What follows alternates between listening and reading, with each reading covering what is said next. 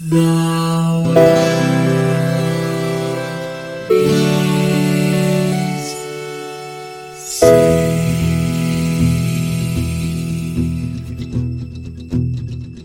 The living room's dark save for light being cast from the big TV screen and the imminent sunrise that's teasing the one starry sky with whispers of morning. Hey, George. Hey, Lions. How goes it? I've been dealing with the Dark Wing Lance just all week. It's been a hell of a week. It has. But I am sure that your dealings with it will be deeply, richly enhancing with like a narrative, like a deep, meaningful narrative structure. Like it'll come up regularly. Pew, you know? pew, pew, pew, pew, pew, pew, pew. That's the narrative of this game. Pew, pew, Yeah. pew, Yeah. But we'll get into that with sound.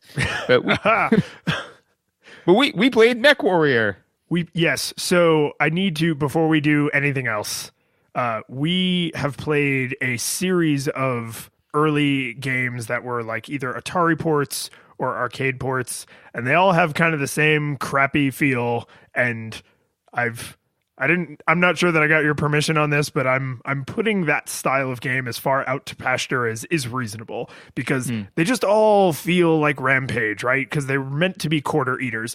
So when I started playing this game, I was like, this game really feels like it was designed as a computer game. Just turn to Wikipedia. Yes, it was a computer game in 1989, and then in 1993 they put it on Super Nintendo, and the UI is almost unchanged. So that made me feel kind of good, that just by like simple little design elements, I was like, DOS game. Yeah, it definitely has that feel, and we can get into that with the game mechanics, because it translated intriguingly from from being using a keyboard and mouse to a console. And I think that most of the more recent ones have stuck to the console, and yeah, that's probably for the best. Yeah, this is according to the first couple sentences of the Wikipedia article, that is the extent of our research. Apparently this is... I'm judging you a little bit for just going that far, honestly. No, this is this far, no farther. This franchise is like literally still running. Like they're making one of these right now, and it's going to ship like spring of next year. No, I think didn't I show you the video to that? Like the preview from E3? Yes, you did. Yeah. If you get a chance, Google that, audience, because it is everything you need to know about the MechWarrior franchise, which is basically a wall blows up, a mech walks into dun dun dun dun dun dun dun dun, dun, and it's just explosions, and it's like that's it. That's the game. That's all you needed. You know? Yeah. The entire teaser trailer. Literally, if you close your eyes, you would believe, like, when I open my eyes, I will be watching a Bugs Bunny cartoon, because it is literally that piece of orchestral music and the sound of explosions. And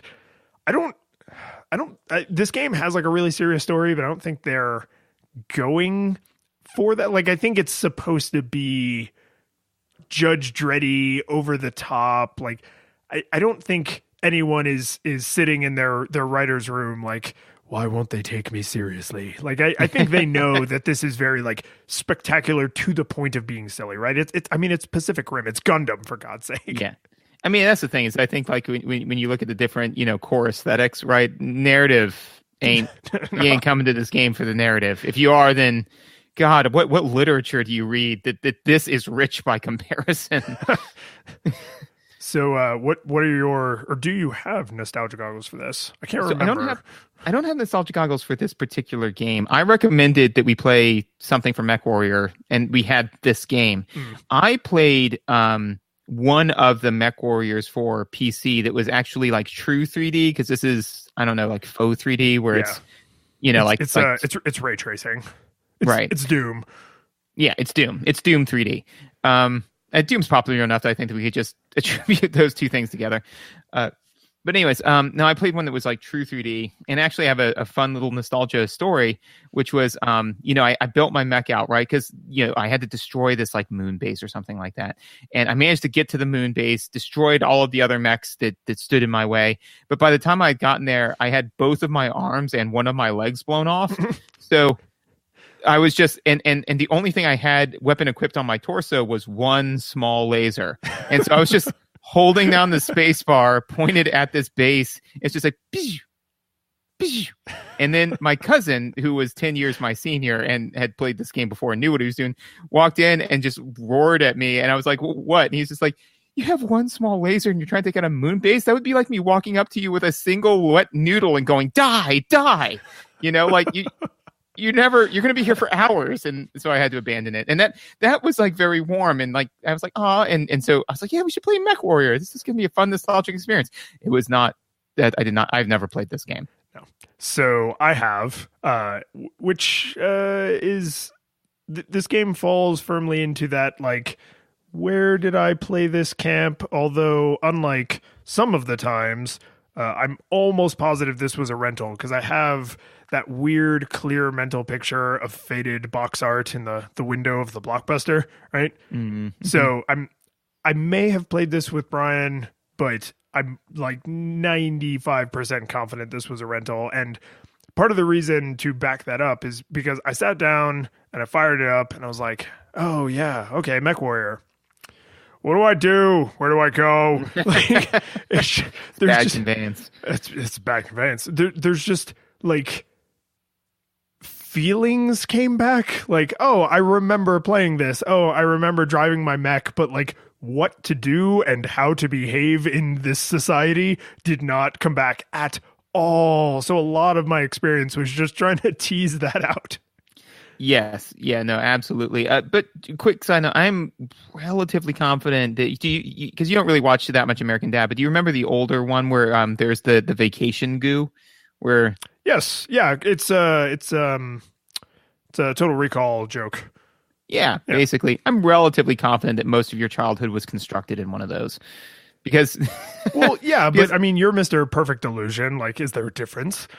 No, there isn't. But I'm starting to see some of like the cracks in the illusion where it's just like 4 or 5 games in a row. You're like, yeah, I don't actually remember distinctly. And like all of a sudden, like you like look back and like you see like the person, like with the gas mask on, like behind you, like taking notes. And you're like, no, wait. And it like snaps back to, current frame. I'm confident by like season 4, we're going to be recording this with you in a basement somewhere, like, no, they're after me because I know now. So just something for our viewers to look forward to for a greater narrative. We used to do the Legend of Zelda thing, and now we're not doing that anymore. So now it's now useful. The overarching story is going to be the shadow government agency that's hunting you, not me. My memories are real. I'm not a pod person. No, absolutely not.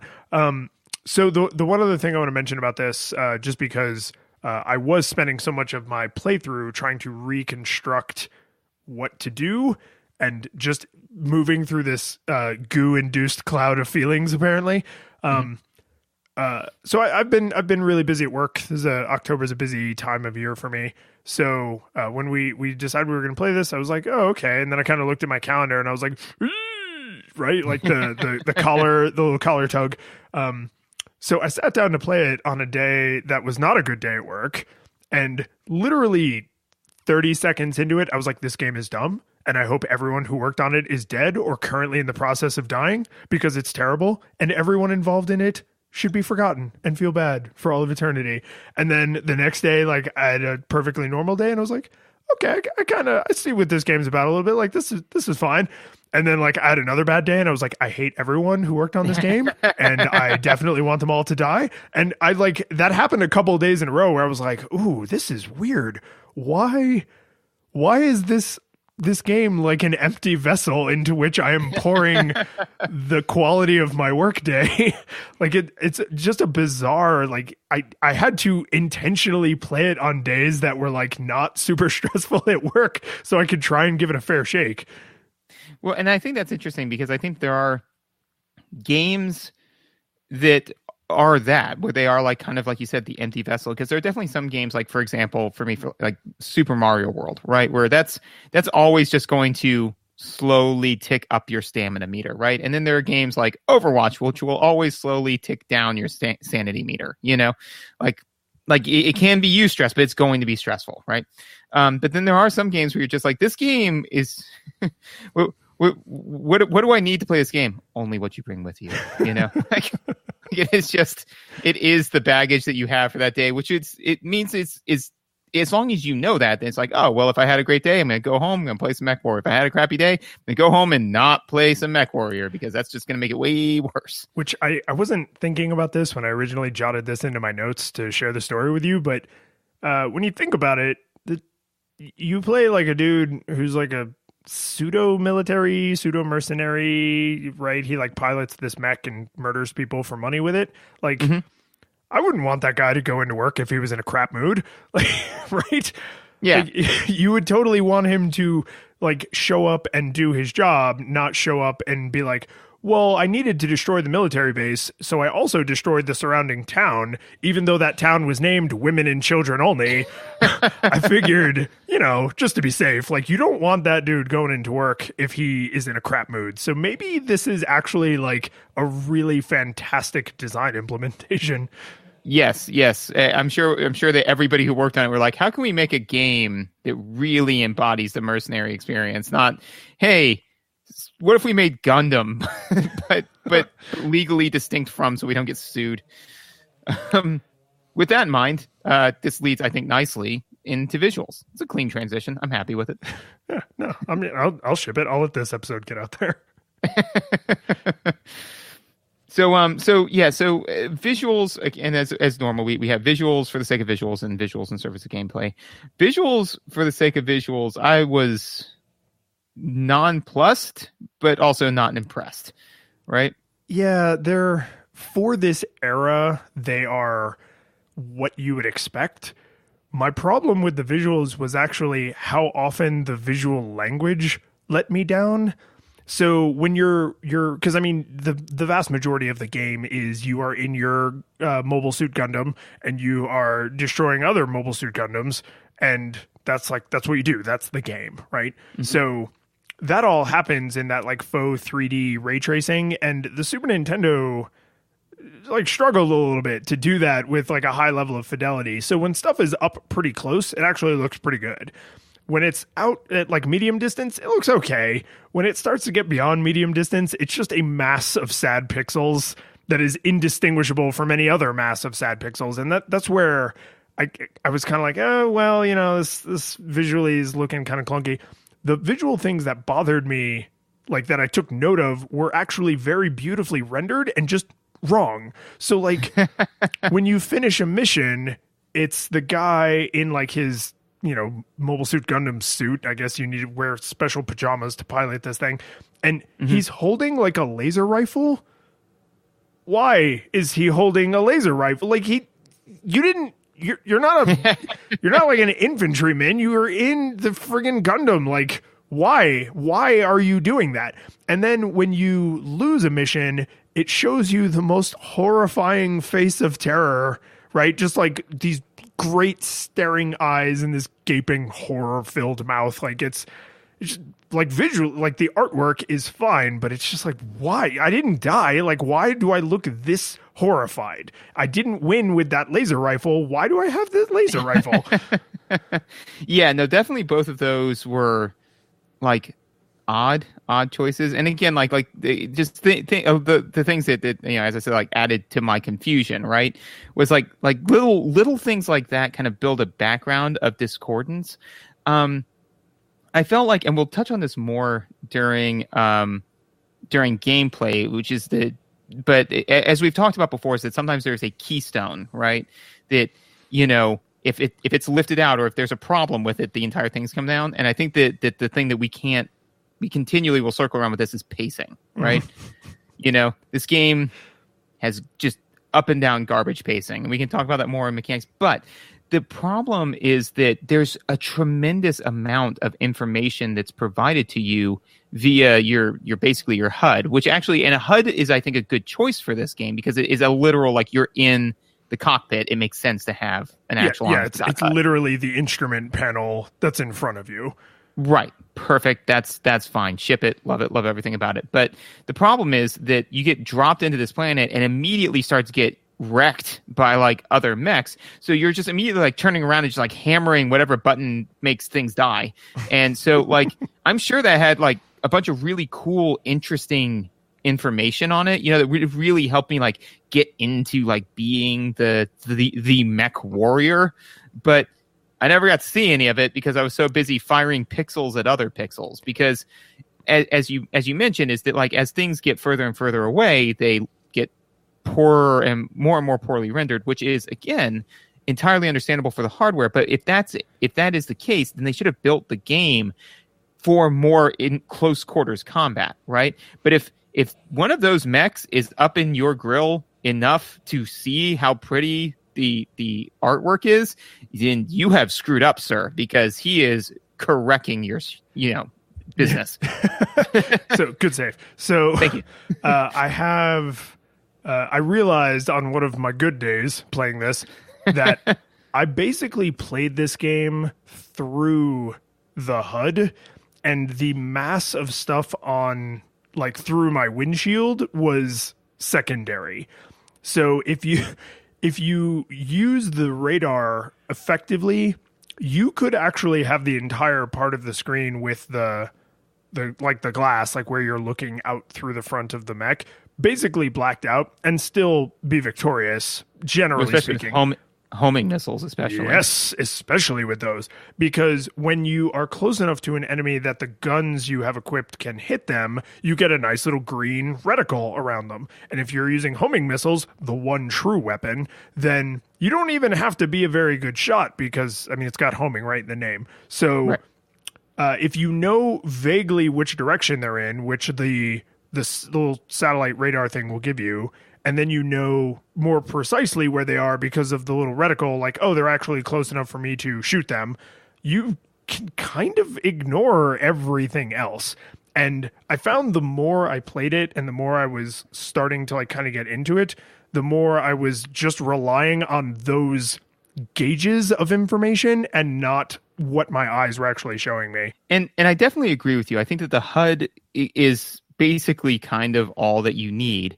But I think that what they're trying to sell you on is, again, like being the MechWarrior. And the fact that, like, even if you were to look at like screen ratio, as far as what they think you should be paying attention to, like about a quarter of it is your HUD and the rest of it is the on-screen details. So again, I'm a lot of times like if they make a choice where I'm just kind of like, well, you know what? That's fine. It's maybe not my cup of tea. Then I won't like kind of give it negative marks in my mind. But when they make a choice that's in clear conflict with what they're trying to do and has an easy solution, it confuses me. And again, like it's just kind of like, if you know your game looks like garbage when you're trying to do long range fighting, then why do you make the primary method of fighting long range? Yeah, I mean that's those kinds of design decisions. Whenever the visuals completely fall down for a design decision, like, oh, we do all this long range combat, everything looks like a mess when it's out at long range. Yeah, but that's how the PC version did it, right? And that's where those kinds of things, I'm always like, this is why ports have the sort of stereotype around them that they do, because people are like, well, that game was already good, and then you just ported it to a less powerful piece of hardware, and now it's less good, right? Or at best, it's like comparable because you found ways around the limitations of this weaker hardware, right? I mean, it's the exact same thing with arcade games. Like, you have these super powerful custom computers, they bring them to the friggin' Nintendo or Atari or whatever, and it's a 1/100th the power. It's shadow, yes. Yeah, a mere shell of what it once was. Yeah, and so also, I don't think it ruins the experience, but it definitely makes it less like cinematic. I mean, it's just like, I fired my blob at your blob, and then your blob turned into a bunch of small blobs that represent an explosion. Well, yeah, I mean, it'd be kind of like, getting all geared up to go to Disney World, and instead you go to Disneyland. It's like... Take that, California. But no, I mean, and also too, because one of the things I was thinking of is that when I was firing at a random pixel, desperately hoping that my homing missiles would get the job done, is what I thought. And I don't know if this would be. I feel like this would not be more hardware intensive, or not to the point where like the Super Nintendo can handle it. But basically, if something is beyond mid range, right, where it really starts to look like crap, right, just represent it as a little dot, a little smudge, and then put a little green box around it, and then have an expanded box like out to like the right that gives you like the zoomed in view, because that would look cool, because it's like your high-tech computer is like zooming in on this like far off object. It's like, this is what it actually looks like. This is what your missiles are hitting. Oh, its arm blew off. Like all of that would be really super engaging, and then once it gets to a certain point of closeness, then you just get rid of that, because it's close enough to the point where the computer, your mech computer, wouldn't need to compensate anymore. Yeah, no, I don't know if you realize this, but that's actually kind of already happening, and just not in a way that solves this problem. So they came up with that solution and then didn't implement it. You mean with the mech at the bottom? Yes. Of the HUD? Yeah. Which is always the same scale regardless of your distance to it, and it shows you which parts of the mech you're doing damage on. So take that part of the HUD, put it on the screen, and now you have a super camera that's zooming in, right? Maybe they tried something like that, or they considered something like that, and with more than a couple of mechs in front of you, it's just way too busy, because in the corner it only does that for the one you're hitting. So if you are not firing your weapons, that part of the screen just has nothing in it, where it's mostly empty.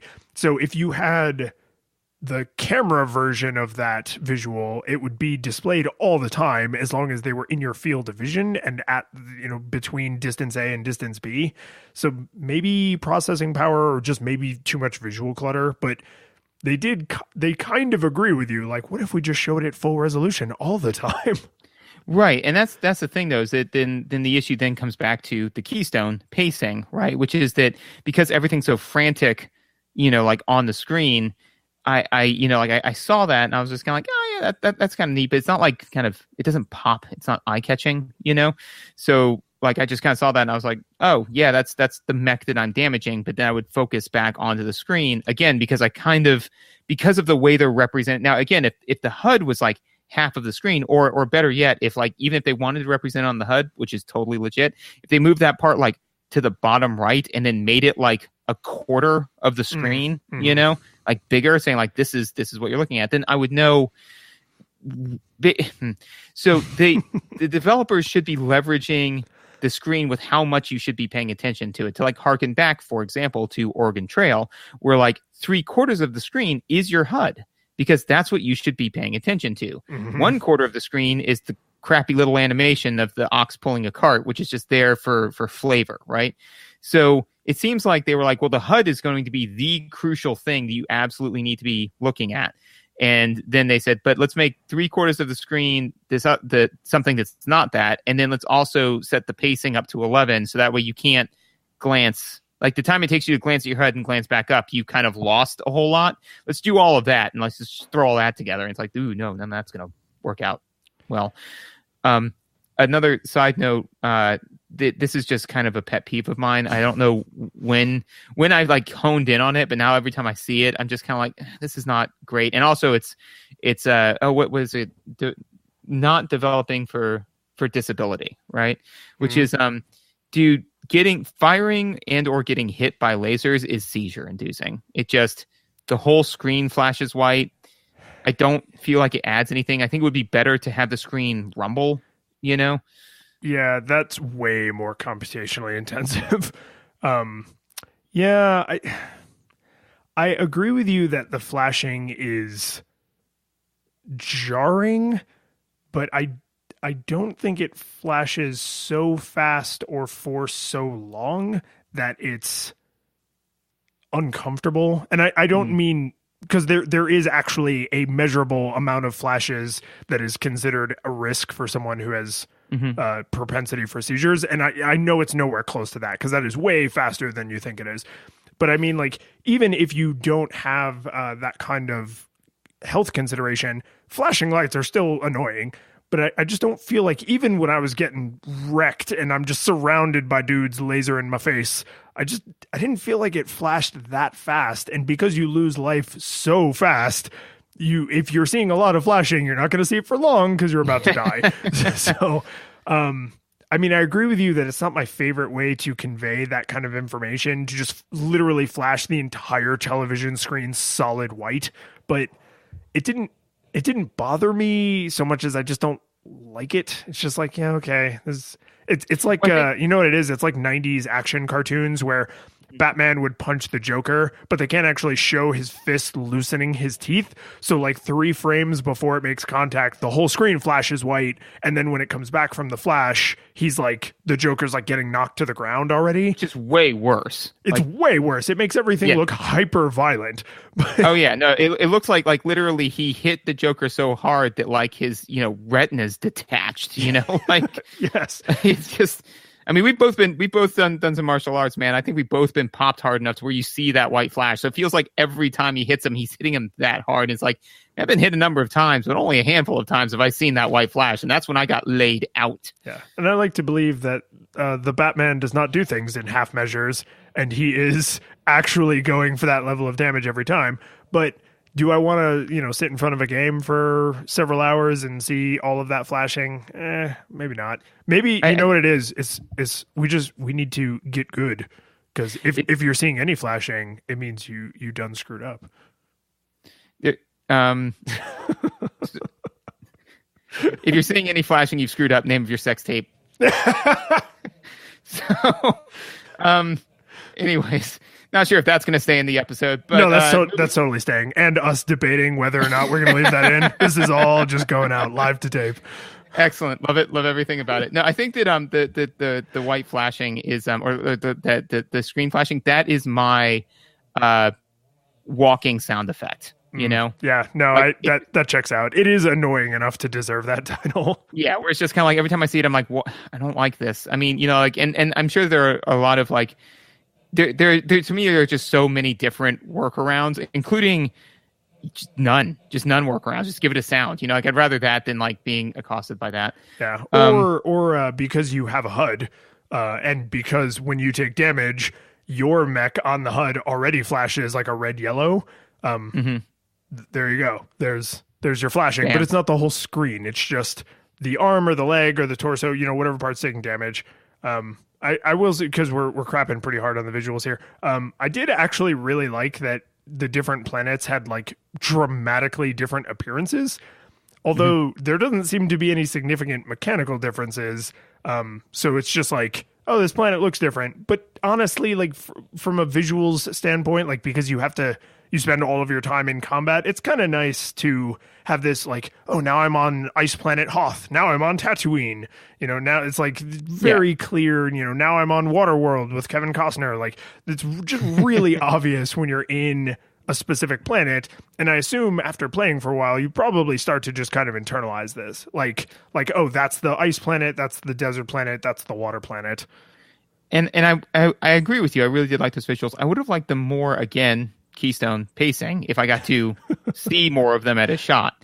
But yeah, I did really like that visuals for the sake of visuals. I do have a positive note for visuals in service of gameplay, which is on the menu select screens, they actually gray out or fuzz out options that are not applicable, and I like that. I like that it's just kind of like, for example, like you can't go to a mission before you select the mission you want to do. So that's just not an option, so, or you're not like hammering, like, why won't this go? What do I do? Yeah.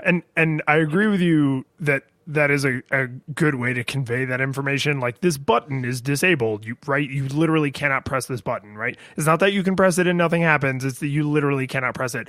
What I think is hilarious is that this game is supposed to take place in like the year like 3026 or something. And 20xd6, 30xd6, 30xd6. But then it's these are like CRT monitors that have snow because they're not getting a signal. Like oh, you didn't tighten the coax on the back and now it's all fuzzy. Like it's just one of those visual cues. Like when you pick up your smartphone and the icon for the phone still looks like a 1920s friggin' like giant handset that you would get installed by AT&T into your house. Like, it's like you don't own the phone, you're renting it from the phone company. Like the snow on the monitors, the little displays that you can't select is that. It's just, they might as well just be laser discs and telegraphs. Yeah, no, and I think that's a very fair point, because it's the one type of that thing that always stands out to me is in Star Trek, whenever they need to like show that somebody's like overwhelmed or overworked, they're carrying like 20 data pads, you know, from point A to point B. It's like, how many books are you reading? It's one of two things. It's either A, how little storage data is there on that, because it's way less than my phone, you know, and then, or two, my God, how many books do they expect you to read? Because that would be trillions of books. The entire sum of human knowledge is like, oh, I gotta read all of this by Wednesday. It's like, oh my God, are you like jacking into the Matrix? Like, yeah, no, it's definitely, it's a visual affordance that even if you had never, because I mean, for a lot of, like, if you gave this to a kid right now, there's a chance they have literally never seen snow on a television. Like, I mean, why would they, right? If you give a teenager a phone today, they've probably never seen an actual, like, the phone symbol that's representing, unless it's like in an old movie. Yeah, and they have enough cultural knowledge to recognize it. Like, I think someone would see the snowy monitor and be like, oh, I can't select that one. I guess that means like out of order or disabled, right? And they would piece it together just like you would expect a good visual affordance to be pieced together. The only thing I just can't get over is like how it dates it, right? Like old, some old sci-fi, you can tell like, oh, this is from the 70s, or this is from the 80s, this is from the 50s, because there's that one like linchpin assumption in that decade that they just made Chrome in the future. And it's like, back, my favorite example of this has got to be, and we're way far afield here, but I don't care because this is funny. My favorite example of this has got to be in Back to the Future 2, when they go into like future Marty's house and he gets fired. And there's fax machines all over the house that are integrated into the house. Like, the home of the future will just have fax machines everywhere. Yeah. And so it's like they were forward thinking enough to believe that like communication technology would become like ubiquitous and commonplace, but they still thought it would be a dot matrix fax machine. Oh, yeah. No, absolutely. I know that with some forms that I fill out for the lab, where they're like, what's your, like government forms, like, what's your phone number? What's your fax number? For fax number, I just put dash, because I'm like, don't fax us. Why would you ever do that? Like, we have one, but no. Yeah, but still no. Yeah, no, and a great example. But do you have anything else for visuals? I do, and this will be, I think, a good transitional note to end on. So when you finish a mission and it says mission complete, you don't, like, you lose control, right? Like, the second that last mech is defeated, or there's a few missions where you have to like pick up an object. Once you complete the mission, your mech, through forces that are not described or explained, rockets straight up into the sky. And I cannot see that visual and take it seriously because it's just of like the Poochie visual. It's just so ridiculous. It's just like mission complete. Well, it is absolutely like mission complete. I have to return to my home planet. Yes. Poochie died on the way back to his home planet. Yeah, it's just every single mission. Because at first I was playing this game and I was just utter rubbish, and like I did start to like kind of get my vibe going. So I was seeing the success visual more and more often, and every single mission I was just like, oh man, I barely made it by the skin of my teeth. Like, oh god, it's just so, and I just, this is why I think this might be a good transitional note, because I desperately wanted there to be a sound effect of like boop boop boop boop. Like, yeah, no, agreed. As far as sound goes, as you know, I've got my troglodyte ears, so you know, I tried my best to find some good music notes. The one thing that I found was that with most of the background music, there's a very consistent drum-like beat, which is would be very on theme. Yeah, very military themed. However, at the end of each phrase, it incrementally has a key shift, which tends to build tension in the background with that type of music, which I felt harmonized really well with the militaristic beat to kind of like build tension as well. You done patting yourself on the back over there? Nope. Nope. More to come. I'm really disproportionately proud of myself, actually. No, that's legit. And actually, so I had a weird remark on the music in this, which is the tunes seem pretty thoughtful and like pretty well like on theme. There's a little bit of music that plays only when you're starting a mission that like builds the tension. There's the background music during the mission. There's like the different music when you're on your star base, when you're on the Death Star, whatever. So like there's and it all has this kind of like drum beat military through line, like very, like kind of 4/4, you could play it with a snare. The one thing that I thought was interesting, and I can't remember if I've ever felt this way about any of the other games that we've played, is the audio in combat matters, right? Like they're trying to feed you useful information. Now, granted, in a modern game, they would probably do some kind of like stereo panning. So it's like, I'm getting shot from the left. I'm getting shot from the right because the audio is coming from that direction. I don't think they could reliably do that at this time. I know the technology exists, but I don't think they could reliably do it. And it certainly didn't sound that way, or at least not dramatic enough that I was like, oh, they're doing it. But what I did notice is the music ducks considerably under the sound effects. So when you land, you're like, aha, there's this like military music and like I'm off to combat. The second you start firing or getting fired upon, or more likely both of those things are happening at the same time, the music almost fades out entirely, which is like almost a bummer, like because it's good like on theme music and it's just completely fades out under the sound of lasers and pew pew and it's like, yeah, I know I need to hear these noises to help me stay on top of what's happening combat wise, but like, can I turn the radio up like a little bit? Like, like it's on like a 2. Can I turn it up to like a 3.5 just so I can like kind of recognize the song without having to like lean my head against the door speaker? Like, I don't know. It was weird how much the music specifically ducks under the sound effects. See, and now that I feel like is a missed opportunity for the game, right? Because, and to be fair, this is not like speaking poorly of the game. No, I don't think any real games at the time did stuff like this, like with like Fallout, where you have your Pip-Boy and you can turn on the radio and stuff like that. But how awesome would it be, right, if there was like a and again, you'd have to like maybe dedicate a button to it. I'm not even sure how the UI would work, but how awesome would it be, just theoretically, started with the concept of like the idea is that you're the mech warrior and you're sitting there listening to the radio, and so that's like what's coming through.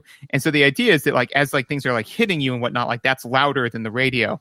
So like the idea is it's just kind of like you're like, oh man, I've got to focus and all this sort of stuff. So that's probably why they're doing it. Is the idea is it's like, all right, you've got the background music, but then that fades out in your mind as you're focusing, like you're the consummate, you're the mech warrior. But what if they also had the option to where you could be the renegade mech warrior who, like, when they're getting hit really bad, they just crank the music up to 11? Yes. So what this demeanor, this, like, screw it, I'm just gonna, turn it, crank my tunes kind of attitude always makes me think of is, I don't know how long it's been since you watched Cowboy Bebop all the way through, but do you remember? Never did. You never watched Cowboy Bebop at all, no. Or all the way through? All the way through. I've gotten like a few episodes into it every time, and then just something happens where I just fall off of it. But anyways. Oh man! So there's 26 episodes. They're each roughly 25 minutes, so you could do it in give or take 13 hours. I'm now going to kidnap you and make you watch Cowboy Bebop all the way through because it's. I'm down. Yes. Okay. So plans for this weekend. Wait, what? What?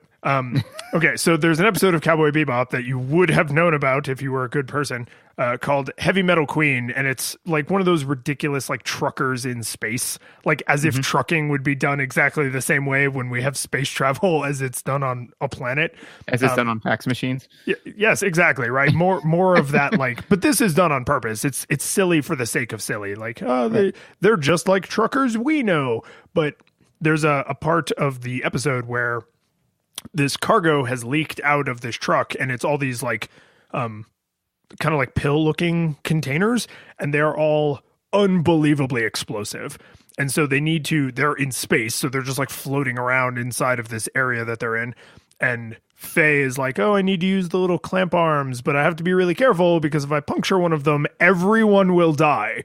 And the Heavy Metal Queen, who's one of the truckers, is like, yeah, I mean, I guess you could be a wuss about it, or you could just go for it. And she just cranks the music up and like this like super crazy, like heavy Japanese like death metal. And she just like cranks it up super loud on the stereo, and Faye's like, this is not helping. But like that's the attitude like I wish you just had the option for, right? Is that you could just be like, I'm the MechWarrior. Like, I don't need to pay attention to what I'm doing. I need to pay attention to these dope ass beats. Like, oh man, you know, that would be that. I mean, that's way more PC than Super Nintendo. But like, come on. Oh yeah, man. Now that we're just building this new game out that it should have been. You know what it could have done is what if there was like a hero select, you know, where you could be like the consummate, you know, like Marine professional, and they could have like little things like, you know, like the Marine professional has like better targeting or something like that, whereas like the you know, rogue, like it costs less for them to repair it because they do all the repairs themselves, you know, stuff like that. Right. But like how fleshed out and real would the world be if the rogue character or whatever also like their music didn't duck out, it got louder the more damage they took. Like little things like that would have been delicious, man. Like I would have just eaten that up. But I wouldn't be surprised to find out the more recent MechWarrior games have pilots in addition to different mechs that they pilot with that kind of stuff in there. This time in history, like we cannot possibly ding them for not doing that. But yeah, just give me to bring this way back to audio, like just give me, if you're going to write good music, like give me more of the good music. Don't let me know that somewhere off in the distance good music is playing, but thank God I have all these explosion sound effects. Like it's just it's so much terrible music in video games and just in the world in general. Like if you're going to have well executed music, like let me hear it. For sure. One of the things for sound effects, though, that and I'm not saying this to aggravate you, although I hope it does, is this is one of the times where I actually did feel that the walking sound effect kind of added to it. It wasn't really obnoxious because it wasn't like high pitched or grating or anything like that, and it did to me like I feel if it wasn't there, it would have. It did give you the feel that you're walking as a mech, not driving. You know. Around, so I felt like it added to like the yes, I'm in the huge mechanical robot because it's making this huge thud with every step that I take, and I did feel that actually added to the immersion. Yeah, and I can do you one better. Not only does it feel appropriate because you're in this giant Gundam, brought to you by Gundam, but but I think that. Some of the missions, particularly the earlier missions where you're kind of more green, you're like new to this, there's fewer enemy mechs that you have to destroy. Sometimes you have probably 2 to 8 seconds before you engage your first enemy. And once the guns start firing, if the walking around noise is even happening, you can't hear it because there's all of this gunfire noise. And I kind of like I'm not my fingers are on the triggers because I know I'm about to take a bunch of human lives, but I'm not firing my gun yet, so all I can hear is the sound that this gigantic death machine makes as it's like on patrol. And then once combat is entered, of course it's still making noise, but I can't hear it because all of my attention is on, are my rockets landing, did that laser just hit my armor? So like I actually agree with you that there is a strong immersion benefit to not only having the noise, but then when the noise goes away, like you're kind of aware of its absence because like you're now hyper focused on this other thing. So Yeah, this may be the first, like, not just okay walking noise, but like good walking noise that we've encountered. And if you can put up with that, I'll just slap on my Ray-Bans and deal with the laser flashes. Brought to you by Ray-Ban. I'm really now trying to get sponsorship through Ray-Ban. I've decided like that's gonna be a new thing. No, So, I would take some free Ray-Bans. Give me free Ray-Bans. Do it. All we need. So if anybody with Ray-Ban that watches the show, just get in contact with the normal ways. Go outside of your house. But I would love to see that news story, like, like CFO of Ray-Bans arrested yesterday for screaming. We'll sponsor you for Ray-Bans. But then we'd know, though, just to be fair. I mean, we would know, but he's just waving armfuls of glasses around in the air. I love what you're doing. Your critiques are fantastic. Do you have anything else for sound? I don't. I think all day I've been thinking about when we eventually discussed the walking noise, and we've done that now, and I can now rest easy. Excellent. Well, in that case, we can finally get to the piece de resistance. The pacing. The pacing in this game. It's impressively bad. Although, to be fair, I think that this is the best analogy. It's the Kentucky Derby of video games, right? Go on. So the Kentucky Derby is actually, I believe it currently is like generally considered to be the record holder for the longest build to shortest time actually competing, right? Oh, right, because it's days or maybe even weeks of lead up and analysis and how's this jockey, how's that horse, and then the race is probably like 45 seconds. Exactly. So even with any other sports game or anything like that, the game itself lasts for, at least an hour, whereas this, like, bam, 45 seconds is done, and I felt that that's an apt analogy for this game because, you spend a whole bunch of time repairing your mech and then outfitting your mech and then determining what mission you want to do and then haggling over the price for the mission, which doesn't work a lot of the times. No, and then, that is an interesting mechanic, though. I'm kind of interested that they threw that in. I'm frustrated by how seldom it seems to matter at all. Right. Yeah. So like all of that goes down. You're like, all right, let's do this. Oh, it's over. Yeah. Blam, blam, blam. Mission complete. Or blam, blam, blam. You died. Yeah, exactly. I was like, oh, all right. And because the fight pacing is so fast, like I've said before, is that, like, you can't really appreciate a lot of the visuals, a lot of that kind of stuff that's going on. And on top of that, I kind of felt that it detracted from a lot of the really interesting mechanical choices that they make out of combat, because at some point I was like, yeah, I don't really care. I just want to shoot some stuff for more than like 2 minutes. So fine, whatever. I'll take this mission. Sure. Pay me whatever. I don't care. Like, I just want to just repair the ship. He's like, do I need to re-outfit it? Do I need to get better weapons? I don't know. Maybe, but it doesn't matter right now. Like, let's just go fight and do a thing, So I felt that caused some substantial issues. Yeah. Which I didn't feel that quite as bad as you're describing, although I was definitely aware of it because it's impossible not to be, but it feels a little bit on theme, right? Like, as a soldier, most of your life is being a person who's waiting to go be a combat soldier, right? Like, if all day, every day you are in active combat, then when you get home, all day, every day will be in therapy, dealing with all of the time you spent with bullets whizzing by your head and sending your bullets whizzing into other people's heads, right? Like, it would be emotionally unsustainable to be in real combat full time. That being said, it is a video game, and I would totally accept, like, a checkbox that lets me auto repair. Like, when I get back from a mission, if I have enough money, just repair it. Just don't make me go to the repair shop and say that I need to repair it. Like, let me do things that will optimize for time in combat if that's what I want to get out of this. But I do feel like the dichotomy of preparing for combat, vastly overwhelming time in combat, is kind of appropriate. It is. I mean, like, you can definitely say that it's on theme. The problem is, in my opinion, where it starts to fall apart from that, is that the pacing is so off, like in the battle itself, right? Like even if the battle was like, 2 or 3 minutes long or something like that, right?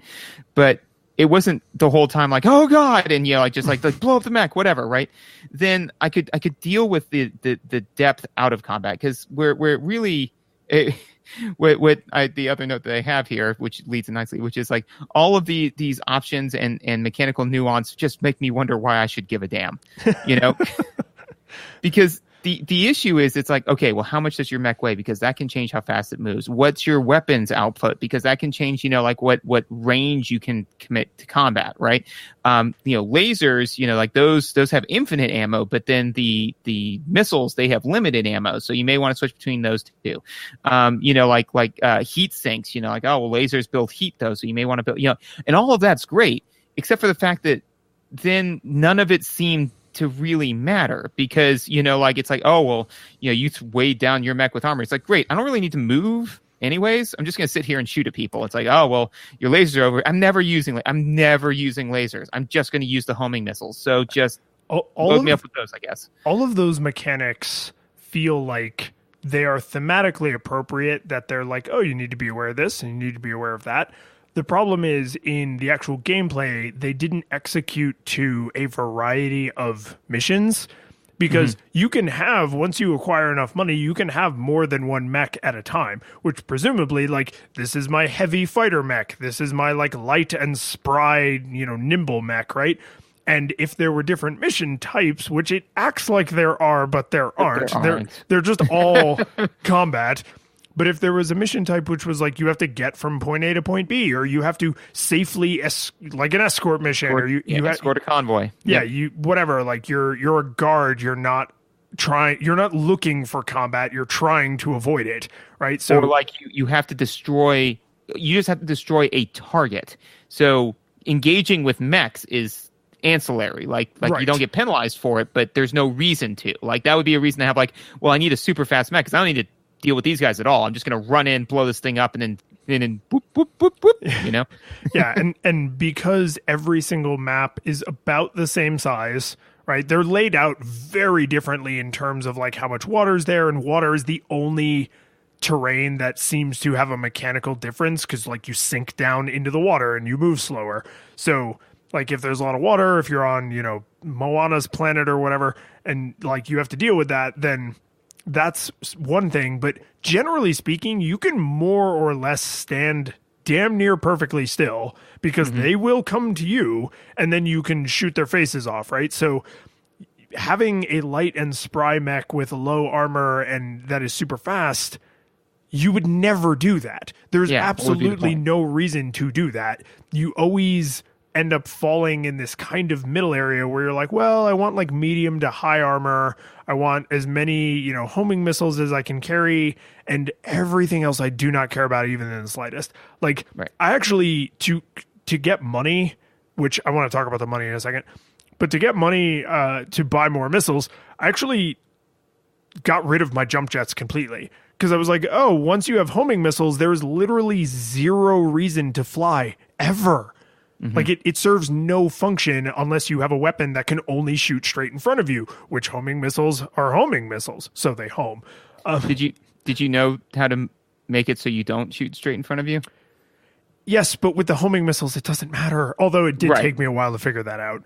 Yeah, no, I actually kind of figured it out in combat, where I imagined that my MechWarrior was just like drastically like slapping his HUD. Like, why isn't this working? Because I hit a button. Like I was just like trying buttons. I hit a button like while I was just happening to press down, and all of a sudden my target like went straight to the bottom. I'm like, no. And so then like I was like, what? How do I undo this? And and then I think I managed to pull it out, or just barely didn't. But yeah, no, that was not telegraphed well. But no, the controls are not communicated in a super obvious way. But I want to make sure we talk about the money, because I don't know why they made this specific mechanical choice other than just in the service of being really forgiving. But the fact that you could sell or dial down any of your equipment and get full market value back for it was amazing, because it's basically their way of saying like, hey, you want to experiment? Knock yourself out. Like, if you add a bunch of armor and it costs you 100,000 credit bills or whatever the hell C bill stands for, Quatlus. If you C notes, if you want to add a bunch of armor and it costs you a bunch of C notes, and then you realize like that's more armor than you need, you can sell back that armor and get full price.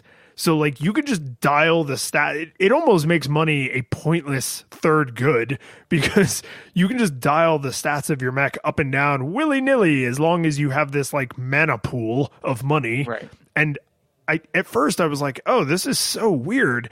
And then the third or fourth time I caught myself just flippantly experimenting with a loadout, I was like, oh, I get it. Okay. Because it makes this possible and even like enticing because the penalty for failure is one lost mission. Right. And that's really, that is a good choice. And I think to kind of speak to what you were talking about before, where it's like different loadouts, different mechs should lend itself to different mission types, but there weren't any. The version of it that I played, right, did have those different mission types. Like there was go destroy a target, there was escort a convoy, there was all sorts of wild different ones. I remember distinctly, like, you know, I had my big heavy hitting mech, and you know, just I was like, this is not working for me. Let me try something else. And then I did get a small lithe, you know, mech, and that worked well. You know, so I think that whoever made it, if the same company made it, or maybe another one picked it up, I think that they knew that was something that they wanted to do, and they kind of like built the foundation with this game, and then later titles actually were able to put a building on it. But right now we're just in the cold rain with the foundation built around us, being like, why isn't this helping? You know? Yeah. No, I feel like a lot of long-running series, when you go back to an earlier game in the series, you can see, oh, these designers were not stupid. They knew what the third or fourth entry in the series was going to be like, but the technology wasn't there, or the idea wasn't fully formed yet, or it wasn't until, you know, hours and hours of playtesting that they were like, oh, maybe this additional feature or functionality would add like this whole level of depth, right? So you know, part of me just wants to be like, I wish everything was better because then it would be better. But that's not really useful critique, right? What I do think is a fair critique is don't act like you have multiple mission types when really they are all turn in circles and fire rockets until the mission ends, because that's what there's like 3 or 4 different mission types and they're all turn in place and fire rockets until the mission ends. Exactly. To bring it back to something we kind of touched on, the negotiation mechanic. Oh, you mean the option that doesn't work ever? That one? Yeah, that one. That, again, like you said, like, even because here's the problem, is that even if it did work, I don't really think it's the right choice for this game, because again, I think that it screws up the pacing, right? Because if it doesn't work, then it shouldn't be there at all, right? It's just something that frustrates you for a little while and then you abandon it, which is what I did, and I assume you did, right? Samesies, yes. Yeah. The other option is then you should negotiate every time. Like if it works intermittently, then you should try, you know, every time, which means that basically it's just now another unnecessary step, right? Where it's just kind of like, it's kind of like, in all honesty, most of the times when I go into a negotiation, I don't know if this is a great negotiation mechanic. Negotiate. You can do this. Negotiation tactic. Thank you. I got there. Well, the first thing that I do is I pretend I can't say negotiation. Then take pity on me. I'm dumb. But no, I literally just go in and be like, this is the maximum that I can offer. I'm not going to negotiate with you. I'm not going to waste your time. I'm not going to waste my time. This is what I can offer. Like, ooh, I don't know if we can do this. Like, that's fine. Then we got it. Then walk away. You know, like I'm not screwing with you. This is our max, you know? Well, that's depending on your situation. You don't have to spill all the details of your life, but depending on the situation you would use that tactic in, you are optimizing for time, like to minimize time spent procuring this good or service, right? Because it's like, oh well, if you had stayed and haggled for that Honda Civic, you could have saved $1,000. And it's like, yes, but by not haggling, I saved 4 hours, and 4 hours of my life I've decided is worth $250 an hour, right? So, But, yeah. so like And there's a very real like I'm paying money to be done sooner that I don't think is I mean, you have to have the funds to spend in that way, but I think in the game universe they're essentially saying like, oh, these are mercenaries and they're not soldiers, they're not just collecting a paycheck. They every job is up for debate on how much they're willing to risk their lives for those sweet sea bills. And it's like, yeah, but that's like thematic. Like, I don't want to actually do all that haggling. I just need to know that these are the kind of people that kill for money, right? Like, I need to know that that theme is taking place. I don't want to then literally like review contracts with the people who are hiring me. Right. And that's the thing is that, again, a way to offload that would be like if you had like an acclaim ranking, where it's just kind of like you're getting paid more because you're a highly acclaimed mercenary. So basically they're handling the negotiation part on you, where it's just for you. We're saying like your negotiation tactics or your, just your reputation itself is making this worth more versus like you've been flubbing everything, so it makes it worth less. That's actually not a great mechanic because it's a negative feedback loop. But well, because the worse you do, the less money you'll be making. But that being said, if they wanted to have that in there. You just have a baseline. Like mercenaries are worth this much no matter how much they suck. Yeah, how terrible they are. But anyways, so I just felt that, again, that was just one of the choices that they made. Like, I like the fact that they kind of like let you pick missions. That's cool. But again, that takes a little bit of time. I like that, that you pick your loadout. That takes a little bit of time. So this one additional one to me is like the person saying, like, hey, we've got 3 different flavors of ice cream, like vanilla, chocolate, or people. What? Chocolate? Like it's that we all of a sudden like now you're like, no, wait a minute, none of this adds up at all. Like because when they did that, I'm like, okay. Everything else I was just kind of like, no, you're creating this time of depth. Now I'm wondering if you're just not being respectful of my time as a player. Like that one makes me double back to the other ones and being like, okay, could you have done a better job streamlining some of this other stuff too? Because clearly you added this part in and you didn't really give a damn. So maybe you didn't care about some of this other stuff too. Yeah. And so I don't play sport ball video games generally. But what I exclusively play Mega Man Soccer. That is it. That's it. I've been lying about every single other game because all I play is Mega Man Soccer. Well, I assume that all of these are just different titles for Mega Man Soccer. Like they're all offshoots and derivatives. But I remember reading maybe like a Cracked article or something like back in the day that was like an imaginary argument between like a super jock and a super nerd. And super nerd is like going to bat for like D&D and Final Fantasy and like all these RPGs. And the super jock is saying like the only good games are like the Madden games. And then the super nerd pointing out that like all of the Madden games have these like obvious RPG elements where you can like send your team to the gym and it like raises their speed and strength, and you can like hire a different coach and a different trade, like these obvious RPG elements where you grow the characters on your team, right? And a lot of what they're doing in MechWarrior feels like these really flimsy underpinnings, right? Like not even the foundation, but more like the blueprints for where the foundation will go. So it's like, oh, well, these are mercenaries, so there's going to be this like haggling mechanic. And it's like, oh, is the haggling mechanic like useful or fun in any way? No, it's not. It's like, oh, well, there's different missions and you can choose what mission you go on. It's like, oh, are they different or unique in any considerable way?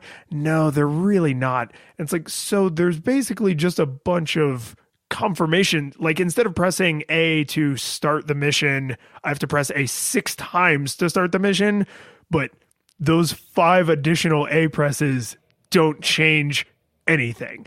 And that's where I worry, to devil's advocate a little, I worry if you removed all of that theming And it's just like, oh, you don't pick your missions because the boss mercenary tells you where to go and who to kill. And that's where you get your money. So there's no negotiating, there's no mission select, there's none of this other nonsense. And like, you don't choose what your mech is equipped with because it's based on your rank. Like, as your rank goes up, you just get a more powerful mech. Like, if you pulled all those little faux RPG, faux character universe building mechanics out, like, then you have no story, right? You have nothing. True. It's literally just press A to fire rockets, which is, I mean, that game might be super fun. I don't know, but like, it would be a different game.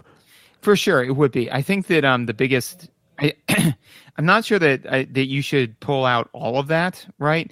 But I would rather you pull out like half of that and shore up the other half. You know, like I think that that's kind of what I'm petitioning for. And the one I would bail on negotiating mechanic in a hot second if it meant actual mission variety. Yeah, exactly. And I think that to you know, like the pacing and kind of everything that we've discussed here kind of comes to my one final note on gameplay mechanics, which is that the game has wildly inconsistent cognitive load, right? So the issue is that you're given all of the time in the world to like make all of these like insane decisions, right? Which is fine. That's great. And I mean, honestly, with the later MechWarrior games, it's something I really enjoyed, you know, because it did have real honesty. Like where on your mech you put the weapons mattered, you know? Yeah, because if all your weapons are on the arms and the arms get blown off, you now have no weapons. Exactly. And that made a difference with like your mech type, because some of the mech types, like, oh, you could have a lot more weapons, but it's all in the arms and the legs, and that's what you're most likely to lose, you know? So they give you all this time to make, and they force you to take all this time to like make all these decisions. You can go to the mess hall and like talk to people, whatever, right?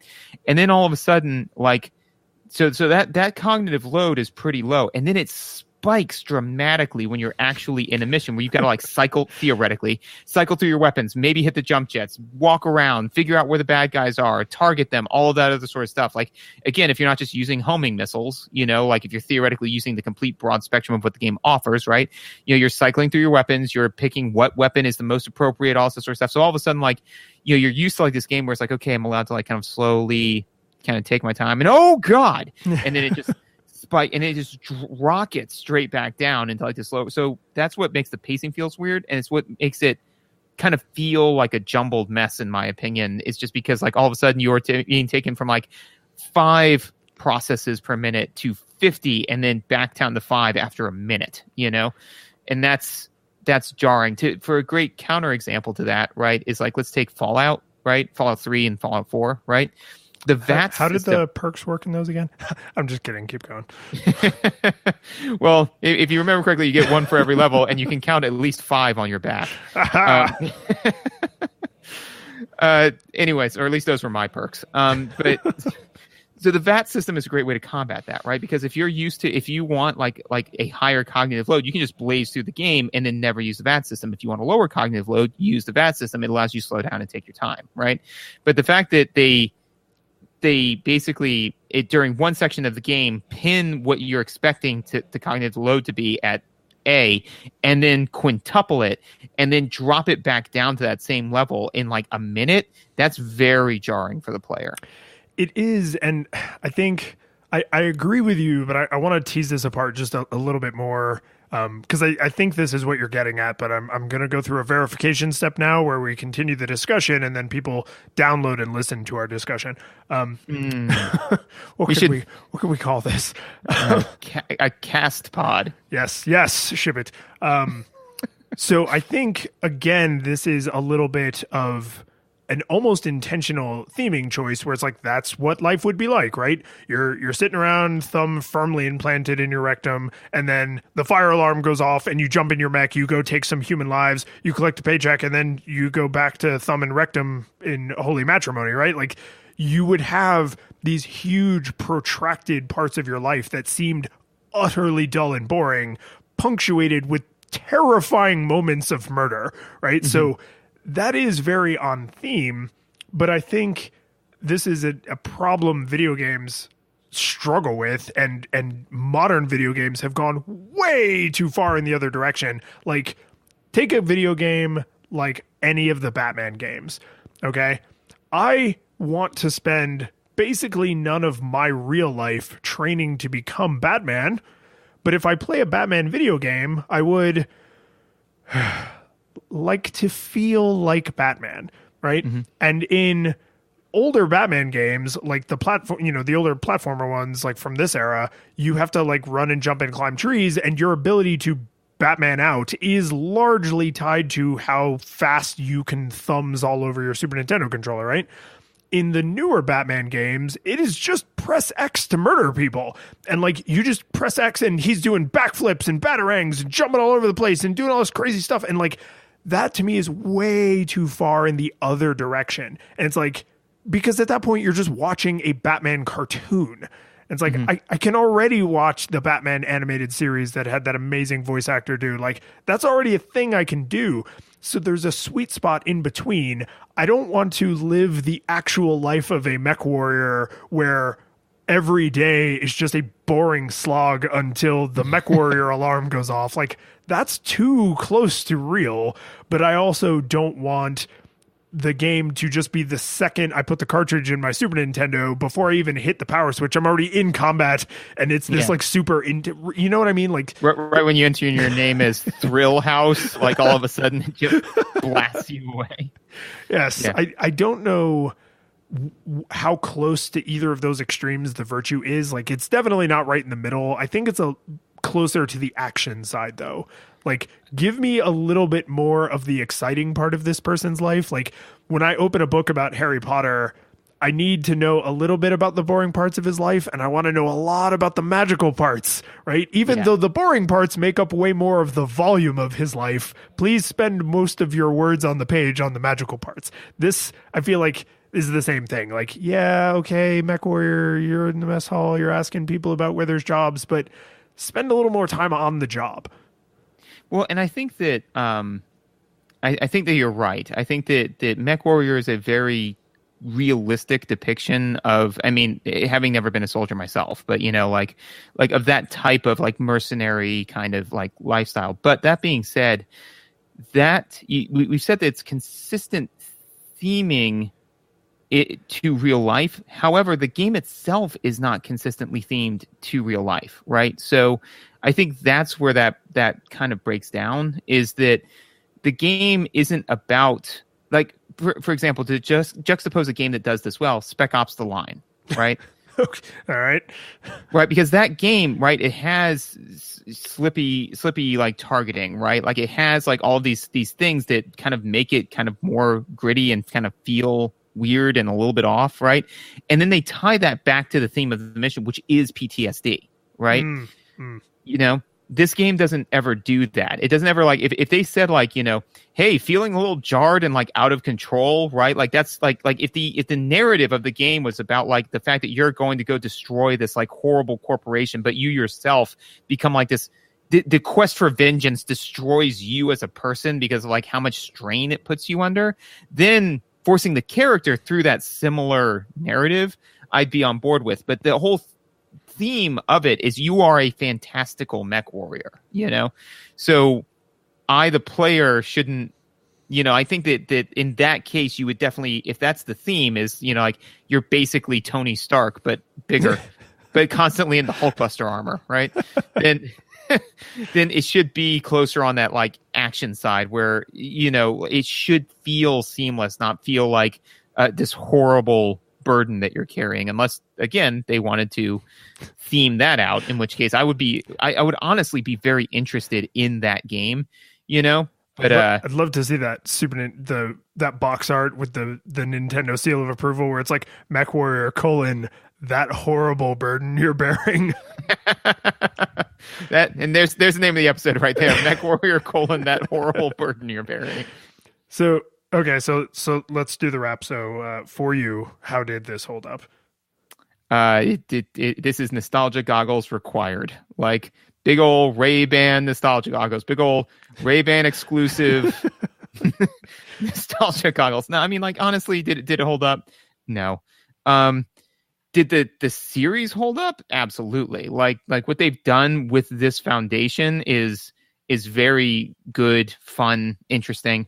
I can't haven't played all the games in the series, so I can't say that they're all gems, but definitely the ones I have played, I can see the, like ape beginning to walk upright, like yes, soon, but not now, not like this. This is not it. So yeah, no, this is not. Don't play this game. So I'm with you on the firm nostalgia goggles. The one thing that I found whenever there's like a firm nostalgia goggles ranking for a game, it frustrates me if I enjoyed playing the game that I'm like, oh yeah, you don't play this, but I'm going to go over here and enjoy it. And and the reason that I think I landed where I did is it is delightful for about 10 to 30 minutes. 30 minutes is really pushing it, but like, you can get a solid 10, 15, 20 minutes out of this where you're like, oh, this is fun. Like I'm responsible for this mech and like it's mine and I'm like shooting dudes and like, okay, rock on. But my crushing burden for this game was like, I don't know why I'm doing any of the things I'm doing. And it was such a friggin' chore to like go into the cafe and talk to people that I just didn't. Yeah. So like, as far as I know, I don't know if I came within seconds of beating the game or if I was never going to beat it based on the actions I was taking. Like I had no concept of what I was doing or why. And that to me devolves this into a pure combat experience. Is I enjoyed the combat experience, but it's so short and they're so spaced out that it's just like, I'm just here for the homing missiles. Yeah, no, I agree. I think that, kind of what I mentioned before was just kind of like all of this wonder and splendor makes me wonder why I should give a damn. And like I said, like it becomes better, but like if everything that came later was MechWarrior, this is really just MechWarrior. The curtain falls, the music plays, the credits roll, then it all fades to black, and you're left by yourself. The fanfare is gone. There's no player two there by your side to share victories won. But as you slowly progress down the hall to your bed, a few great events leak back into your head from the time that you spent traversing the land, battling evil, fighting the darkness, just sword in hand. Your memories creeping with the edge of a smile. You realize again what you lost for a while. You're gonna think back much less